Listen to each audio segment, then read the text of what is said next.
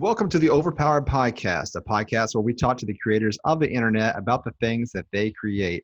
I'm Ty King, and with me today is the connoisseur of entrepreneurs, the intersection of network connections. It is Steve Rice. Steve, how are you? I am well. That's an amazing intro. I don't know about that, but I'm excited to be here. Thanks so much for having me. Oh yeah, you deserve it. It's like you're coming into the ring. You know what I mean? You Yeah, got to get the hype absolutely. going. Yeah, yeah. I need to. You need to charge for this. Absolutely. Side gig hype guy. So Steve, tell me a little bit about what you do. I know that you work with entrepreneurs now. So just tell me a little bit about what it is that you're doing now. Yeah, I am your stereotypical kind of multi-interest creative. So I've stumbled all over my life and career trying to figure out what I want to be when I grow up, and finally just decided that's probably going to be my effort for the rest of my life. But right now I work at the Arkansas School for Math, Science, and the Arts, ASMSA. It's a residential high school in Hot Springs that we have kind of the high performing or high potential students of Arkansas come and a kind of pre-college environment finish out their last few years of high school. And so my role there is as an entrepreneurship instructor. And previous to that, I had worked for the Venture Center here in downtown Little Rock, which is a kind of a tech startup incubator. And so had worked for them for several years and then went to work for ASMSA teaching entrepreneurship. And I piloted the entrepreneurship program as it is now at ASMSA and really developed that and have been developing that over the last 4 years now in the classroom. And it's been an exciting journey and we've started to see real results. My students for the last 2 years have advanced to the finals of the Arkansas Governor's Cup Business Plan Competition, which is a collegiate statewide competition. And so it's been really exciting to show that these students, we have them here in Arkansas, these high potential students that can achieve great things. And so that's been really fun and exciting. Are you seeing like projects from entrepreneurs that are in Arkansas, these students that are coming up with things? Or is it like something that just blows your mind? Have you seen these projects where it's like completely just breaks the mold? Yeah, well, there's a lot of great things happening in Arkansas that a lot of people may not know about. There's just a lot of, I think Arkansans tend to be just the way we are built is we put our heads down, we work hard, we get things done, and we kind of just mind our own business. And unless you go looking for these stories, you may not know they're happening, but there is world-class research happening at places like UAMS, of course, UA Fayetteville, UALR, all these academic centers. And a lot of that is commercialized and has the opportunity to move through tech transfer into the marketplace. And then you have kind of public-private partnerships like Startup Junkies and the Conductor in Conway and the Venture Center in Little Rock and all of these organizations that are supporting entrepreneurship. But I think that one of the backbones of this is the Arkansas Small Business Technology Development Center.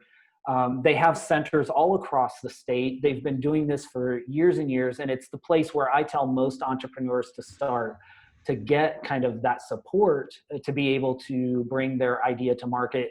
And there's all kinds of programs. And so I see a lot of businesses that are taking off, both high tech as well as medical device companies, all kinds of different backgrounds of companies that are coming to market here in Arkansas. And that's really exciting to me to see this kind of impact that Arkansas has made in the past and continues to make in the present as well. And being a part of that, once I realized, I moved to Arkansas about 7 years ago, and once I realized that was happening here and had happened here in our history, of course, with Walmart, J.B. Hunt, all the ones we know, but of course, Stevens Inc. and things like FIS and Systematics and all of these companies that impacted not only retail, but financial services and technology, agriculture, all of these various aspects of the economy. It's really a cool and unique history that Arkansas has. Absolutely. And like you said, you're not a native to Arkansas. You actually moved here. So I guess my question is, why Arkansas? Was it things like that are being built, such as the Waltons, starting Walmart and JB Hunt and things like that? Actually, I have to be honest. So when I moved here, I didn't want to be here. I was like, I moved here and I looked around and I truly thought there were no smart people here and that nobody was doing anything interesting. Obviously, that's a gross generalization and it's not true at all. And what I found instead was once I opened my eyes and kind of really got into the community and found kind of my place in the community, I found people that had history here, that had created the history here. It just in everyday connections, you'd meet somebody and they'd say, "Oh yeah, I worked for Systematics and we did this in the 70s and 80s, 90s, and I have these patents and this happened and oh, did you know this?" And when I started really diving in, I was shocked at the breadth of the innovation that has happened in Arkansas and the impact that Arkansas has had. I mentioned the economy, but obviously we've had national and global impact on politics and Hmm. all of these things, and that is fascinating to me. And the other thing with Arkansas that's kind of fascinating as a non-native is that Arkansas has this way of just offering up opportunity. I've tried to leave Arkansas multiple times. I've intended to leave Arkansas. I've planned to leave Arkansas.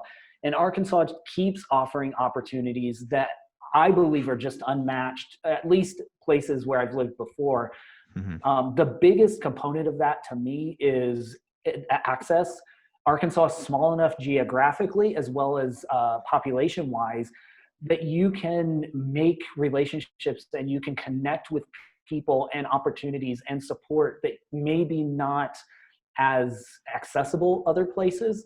And Arkansas, Arkansans, especially natives, have a way of kind of just this kind of down to earth, help your neighbor sensibility that bleeds over into everything we do. And so, as a non native, that's just so attractive to me.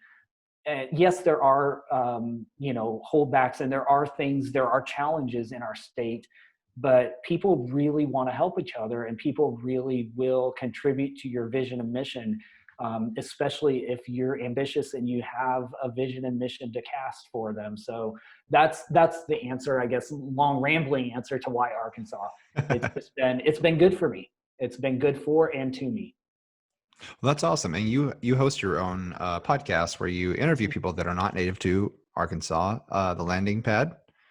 And Yep. you said that so you've covered how many continents now? Have people that have just flooded in from all over the world? Yeah, so I'm missing Australia and Antarctica. So if you're Okay. originally from Australia and Antarctica, please reach out. No, but yeah, we've had dozens of foreign countries, of course, a lot of states represented. The goal for this, when I came to Arkansas, was I noticed that sometimes as Arkansans, we don't talk very well to ourselves about ourselves. Hmm. We tell kind of age-old stereotypical stories sometimes. We joke about them, how backwards Arkansas can be, or other things that maybe aren't true or have been true in different ways. And what I realized is that I really wanted to have an impact on how we talk to each other about each other and about ourselves. And the one way I found to do that was through the landing pad. It came as an idea of I can't really talk to the native experience of native Arkansans other than to listen to their stories, but I can relate to someone who's a non-native.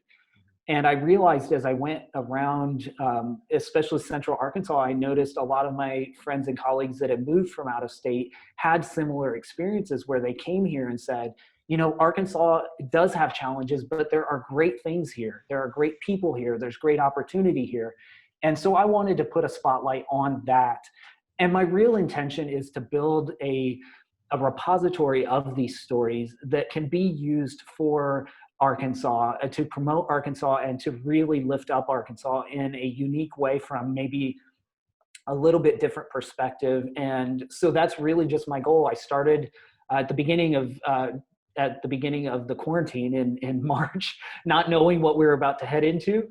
We launched, not a great time to launch a big endeavor like that, but it on well. Arkansas has really embraced the landing pad, and we've continued. We have, I think, over 50 episodes out now. And it's been a real exciting project to work on. And now I'm actually recording episodes for the fall and winter and looking to move beyond Central Arkansas for stories all across the state. So that's an exciting project to be a part of. Yeah, that's incredible. And so I'm sure you hear all types of stories and people coming from all backgrounds that you can think of. Going back to the entrepreneurship a little bit, I'm gonna give you a quote directly from your website. So StephenERice.com if you want to go there. You said the first time that you try something new is the worst time. Yeah, absolutely. So I'm sure you see a lot of that. So are you talking about like people will start an entrepreneurial thought process, or they start taking their first steps and they become discouraged because it's so difficult? Is that what you're driving at, or could you explain that a little bit more?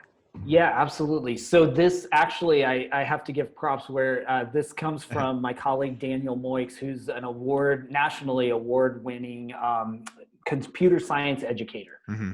And when I moved to ASMSA to move into education, I had done some adult education, but I never worked with young students. And so when I was approached by the school to move into this position, I said, I will do this, but you have to surround me with great educators that can help me get up to speed.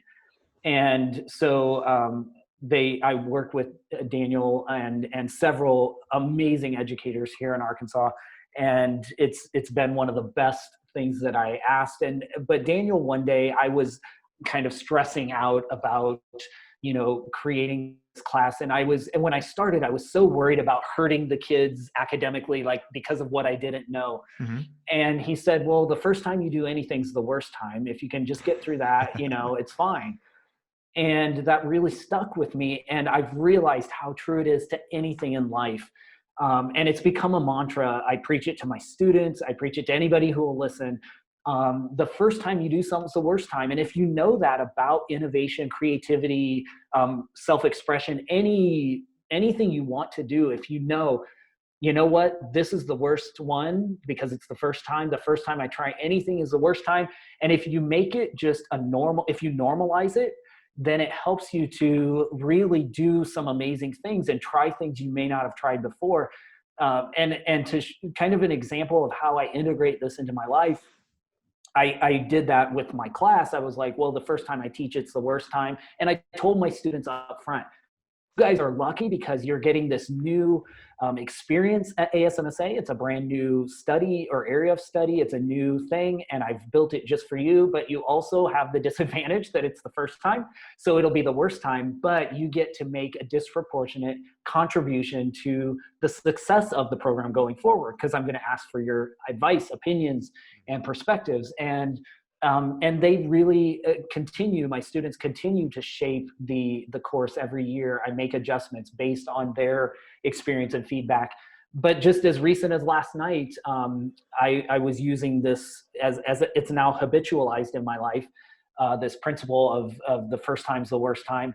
And a couple months ago, I started teaching myself to paint. I decided that I wanted to do something creative that I wasn't good at. And it was purely as an effort and an exercise in managing my mental health. And I wanted a creative outlet. So I just started painting, and I don't know how to paint. And so I started using YouTube tutorials to teach me. And last night I was on a live streaming this process. And we were chatting, and I said, guys, tonight we're trying something totally new. I'm going to paint an animal. And up until now, I've done only landscapes. And it's easier to change a branch of a crooked branch of a tree than it is to change a cross-eyed llama. And so, I said, this could be really bad, you all, and it probably statistically will be because it's the first time.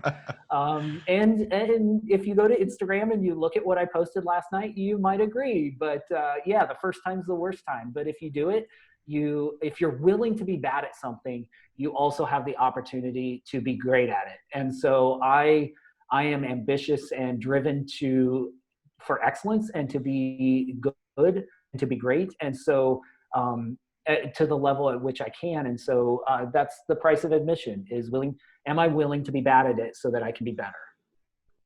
Absolutely. And I've seen some of your live streams. I meant to bring that up, but yeah, you've done great. I didn't know that you just recently started your landscapes because they turned out really, really great. I haven't seen your animals yet, so we have to see There that. you I'll have to go. look that up after the show. Leon the llama's out there. Be careful. I know He's a that little fur can crazy be really looking. hard to paint. Yeah. Yeah. Well, let's see, in Arkansas or anywhere in the U.S., there's nothing to stop an individual from taking an entrepreneurial thought and turning it into a business within minutes. And so how do you, for people that there's nothing really blocking us from starting a new business based on, a problem solving idea that you have, but finding discouragement directly after can be so easy. Like you said, that'd be the hardest time, your first time. Like, so you find out there's much more to actually running a business than there is to just say, oh, well, I've got the perfect solution for this problem. Because now you've got to look at, well, registering, get your EIN number, make sure your finances are, your bank account, there's just so much to it. And marketing on its own is just a whole nother beast. And so what do you tell people whenever they are starting out to keep them encouraged to keep going? Because if you never make it past that phase, then your business just dies and it's going to go away. Yeah, absolutely. And so if you buy into this gospel that I'm preaching of the first time's the worst time, and that's just part of the process, you have the opportunity to be better. And if I start this business and it fails, it's the next one, or it's the next one after the next one after. And if you recognize that as just, that's your way of thinking, that helps a little bit. Not that obviously we don't get down and discouraged, when my cross-eyed llama looks up at me from the canvas, I'm like, oh, I got to start over, got to try something, got to do something new.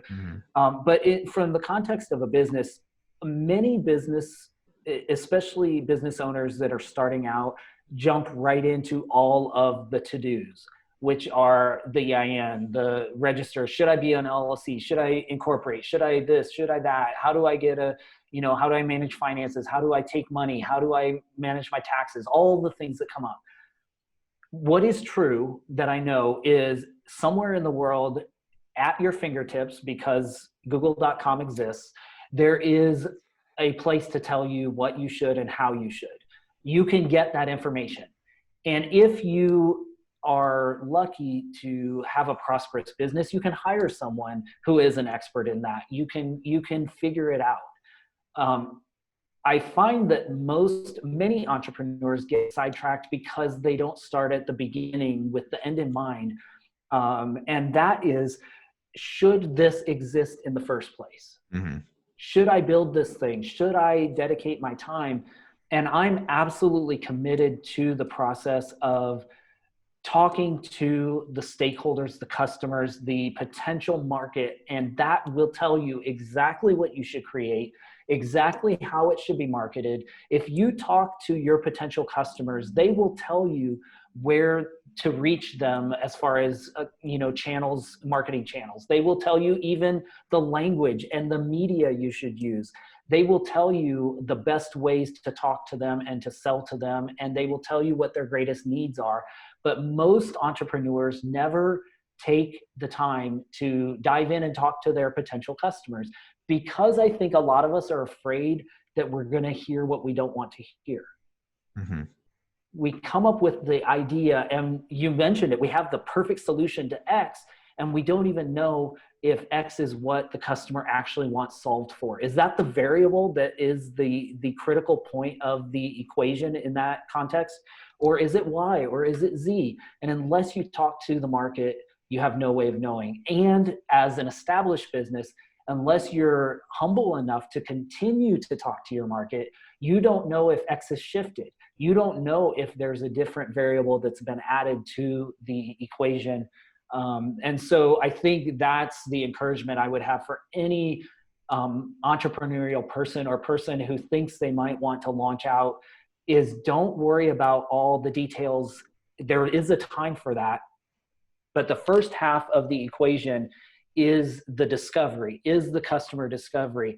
And then from there, you go into the development of the customer, which then you have to deal with things like HR and finance and marketing Sure. and all of these things. And so if you understand there's two sides to that equation, and both are important, but understanding when you're in what cycle really can help you minimize your risk and then look for the right resources at the right time.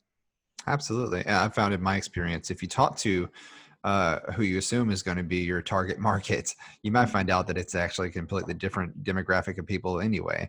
Or maybe Yep. that you looked at the problem wrong yourself in the beginning. Maybe the problem is actually a result of something else that needs to be solved. And yeah, it can completely just redirect your business. But yeah, like you said, it would hone it in to where it's a particular point of interest that you need to pursue and how to continue forth in the most profitable way and the most helpful way. Yes, absolutely. Understanding who your customer is, and beyond that, understanding within the framework of your market, who are the influencers of that customer, who Mhm. are the actual decision makers, who is the buyer versus the user. Are those different, or are they the same person? And in what circumstances do they shift and change? And then who's the person who's tied to the status quo, that doesn't want the shift, doesn't want the innovation, and will actively obstruct the innovation. All of those things are essential to kind of suss out as a new entrepreneur. Awesome. Awesome. I'm glad you brought up Google, because when you put Steve Rice in Google, Oh no, I'm afraid. some things pop up. Okay. Yes, a You're realtor in Minnesota, I think. yeah, right. Now you're all over the place, and one of the things I wanted to bring up was being a writer for Arkansas Money and Politics. Mhm. So how did that go about, and are you still doing that now, or was it just a contributing thing at the time? Or? Yeah, I was a contributor back when I worked at the Venture Center, I believe was when my most recent work was. So I haven't in the last 3 or 4 years. Mm, Actually, I was friends with a young reporter who was, I think, the head of their digital department when they were really starting to put some attention on the digital space. And I said, well, hey, I'm working around entrepreneurs all the time. I'm happy to contribute. And so that's how I got started. One of the principles that I teach my students that I think is really applicable for all of us, that I think is important, it could be important to your listeners as well, as you think as an individual about all these things, like when I put my name in Google, what shows up? Um, of course, my website, there's a certain amount of traction, but I will never have the search engine juice that a Google search or something else will have. And so having your kind of landmark properties, so to speak, on the internet, like a LinkedIn profile, like your Instagram or your Facebook or whatever it is you want the world to know about you, is really mhm, important. Those sites will always rank higher in a Google search than your individual company or personal site probably will. And so I really encourage people and encourage my students now to think about your life from the standpoint of if you were a micro PR agency, what do you want the world to know about you, and how do you make your work visible?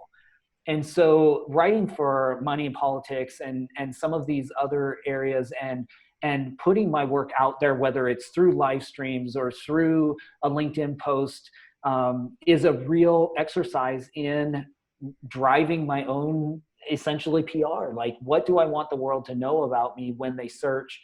And I think that's important for everybody to consider. Even if you're not very active on social media, you can curate your presence online so that you are searchable, but then when people do search you, they find the best ways to connect with you, and mhm. they can see ways that can be beneficial to you as far as collaboration in the future, those types of things. And so, yeah, that's where I think it can be really relevant to pursue those opportunities and to kind of curate that presence online. Absolutely. And that brings me back to something you said earlier. A lot of entrepreneurs start their venture without having the end in sight. So with all of these pieces that you've got you've got going right now, all the plates you've got rotating, where are you hoping to take this, to take your personal brand, and maybe it's your podcast or your website or being a speaker? Where do you see taking Steve Rice? Yeah, well, like I said, right now I'm a teacher. I love the environment I teach in, kind of this pre-college environment. It's really innovative. There's a lot of really Hmm. smart kids that are, really have a lot of potential, and I love the opportunity to make a direct impact on the future of Arkansas and of our country through that in that way. Um, and I have learned over, because as I said at the beginning of this interview, I'm kind of a multi-interest creative. And I struggled, quite honestly, for 15, 20 years out of college. Like, where do I fit in how the world as kind of this post-industrial economy we have is not built for someone like me. It's built for people who go to work, and do a job and get a paycheck and do a thing. And so I had to figure out how I fit in that environment. And that was a challenge. But most of the projects that I take on, whether it's learn to paint on YouTube, or a podcast, or even the career I have in education, I'm always looking for the cross section of what is my passion and what do I love, and how can I do things that I love that are creative and an expression of that. And hopefully along the way I get paid, right? I have to. I love Absolutely. I love teaching. Don't tell my boss, but I do it for free. Hmm. I love this. I just can't leave it. I love it. I'm passionate. Clearly, you can tell I'm passionate about it. But one of the things that I struggled with in hunting down my passion is I had this fantasy of this certain thing that was this passion, and when I found it, it would be like the golden fleece that would turn everything, would be perfect in my life. And the truth is that I learned something years ago. I think it was on a TED Talk. A speaker said, if you can't find your passion or your purpose, focus on following your curiosity. Because if you follow your curiosity enough, someday you'll wake up in the middle of your passion or your purpose. And so everything I do is a direct result of kind of that mantra, that principle. I see things that I'm curious about, and I ask, what if? I ask, hmm, I wonder why. And I go pursue that. The podcast was a response, for example, to the question, can I make an impact on how we as Arkansans think about ourselves? Mm. And I'm still answering that question. It's Right. also a question, or it's a pursuit of the question, can I use a digital media format to quickly integrate into a community and understand a community in a more fundamental and authentic way? And so everything I do is a question, is a an kind of exploration of my curiosity. The reason I took the teaching job is, can I create a program from scratch that tangibly impacts the outcome that students experience once they leave my classroom? Are they able to make opportunity for themselves to solve problems, to be Mm. better problem solvers? I believed when I set out that I could create a curriculum and a program that would directly contribute to that outcome. And I've tested that over the last 3 to 4 years, and I'm starting to see results that do indicate that that is true. But I'm curious about that, and I'm fascinated by that, and I continue to do that. So, not quite a succinct answer, but where I see myself going, what I want to accomplish, whatever it is a continuation of this ongoing pursuit of my own curiosity. Absolutely. And for listeners, that may not be in Arkansas in particular, I think the thought process is still the same for the way, most of us were raised up until now of, you're taught that, well, you grow up and whenever you become, 16, 17, 18, you get a job, you collect a paycheck and you go home. That's it. You work and you go home. You work, you go home. You work for somebody else. And unless your parents were entrepreneurs themselves, or you had some sort of connection that intervened in your life, it was like, look, you can actually come up with a solution to a problem and pursue something and create your own path. You don't have to do this, um, unless you have that, you sort of just fall into a rut. And I've seen a lot of people that have done Mhm. that. But until this generation that's alive now, or several generations that are alive right now in this time, things are so different because we Mhm. have, like I said, podcasts, we have the internet. Everybody's using internet. Even politics are using the internet. Mhm. Social media.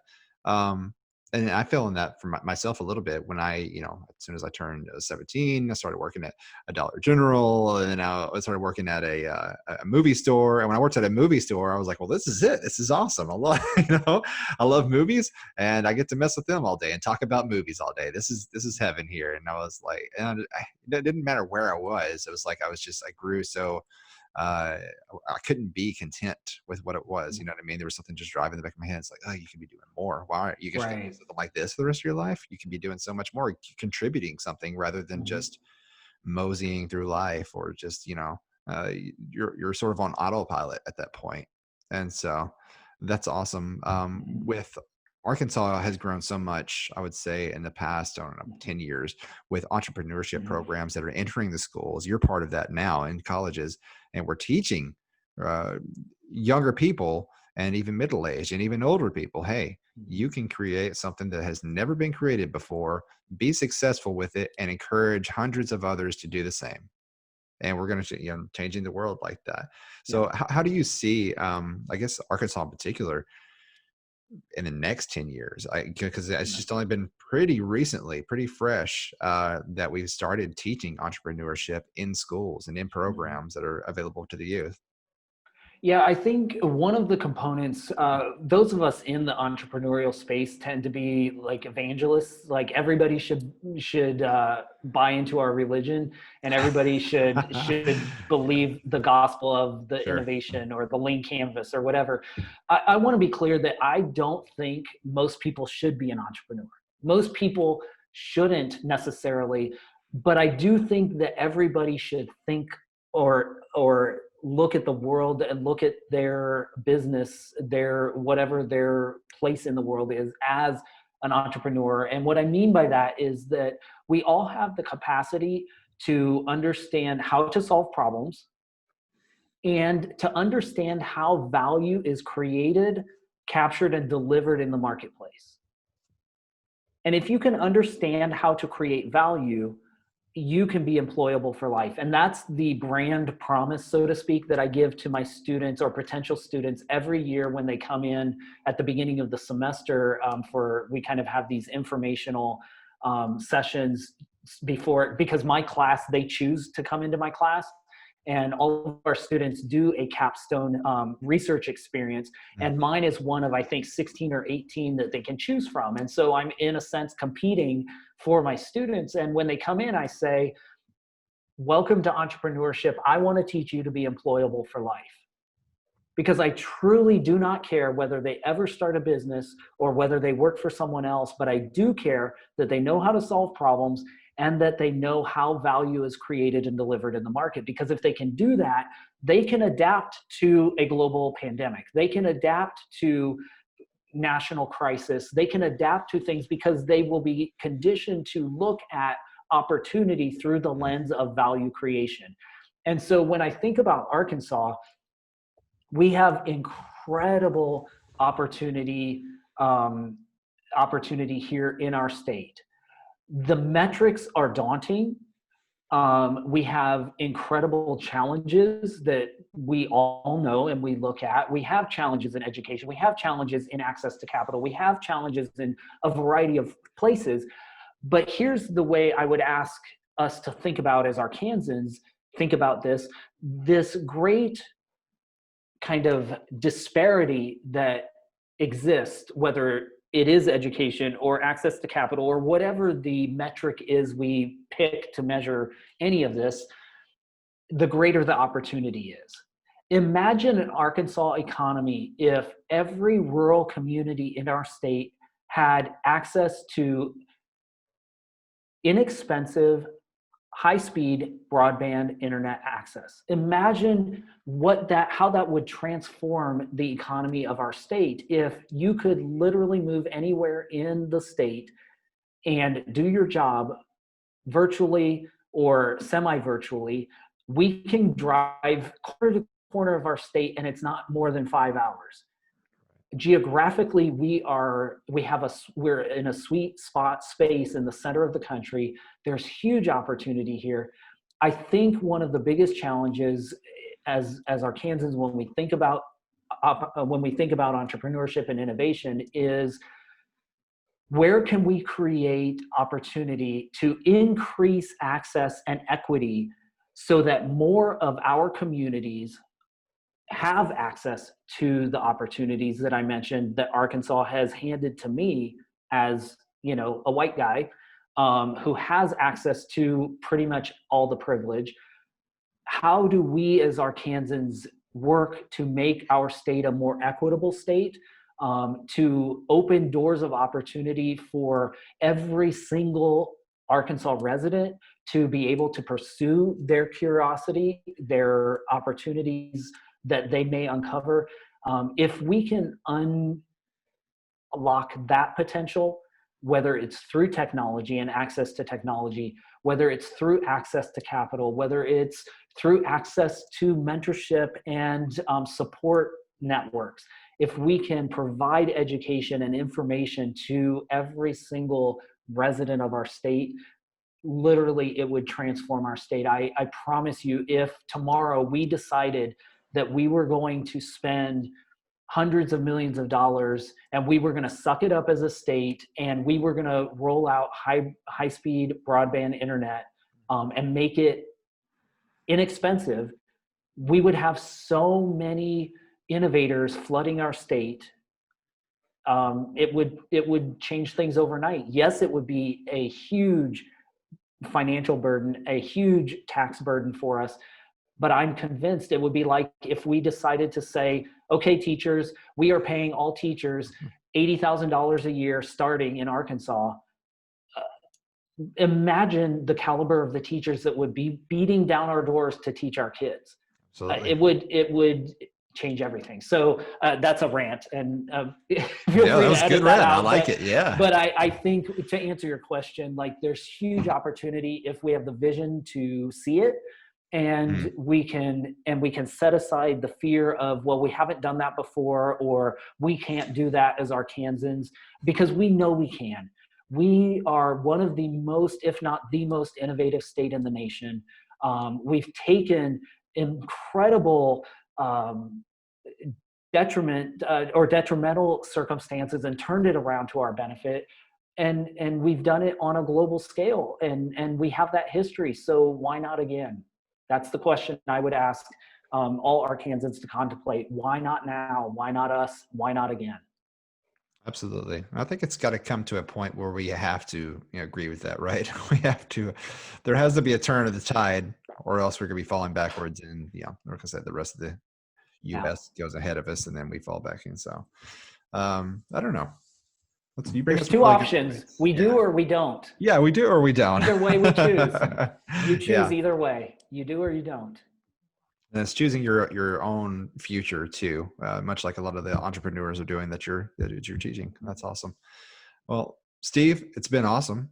And absolutely. Likewise. I really enjoyed talking to you. I enjoy your rant. Your rant was good. I get a little worked up periodically. That's great. Don't follow me on Twitter. I tend to tweet late at night and rant about politics and all kinds of crazy things. Those are the best tweets. Absolutely.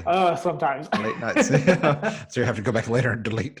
Okay. What could That's awesome. Well, in the show notes, I'll have all the links to all your many connections. Let's see, your podcast, your websites, and all the different things that you're doing for the state. And I really appreciate, you're teaching these younger people how to be entrepreneurs and giving your insight. And even if it's not always to the best result, right? It's not always, Steve gets glorified from this or anything like that. You're doing it because you want to help people, and that's very much appreciated. It's awesome. No, but it's always worth it. And I appreciate what you're doing just through this podcast, and it makes a difference. Every single story, every single opportunity we have to shift narratives, it's worth the time and effort. Absolutely. If you are an audio listener and you want to see these faces that are talking, you can find us on our YouTube channel, the Arkansas Business Engine channel. Look for the Overpowered podcast episodes. And if you are a video watcher, then you can find our podcast on any of the streaming services such as Spotify and iTunes and Google Podcast now, because apparently they have a podcast place, and anywhere else that podcasts are distributed around the globe. Thank you for watching, and we'll say bye. Bye.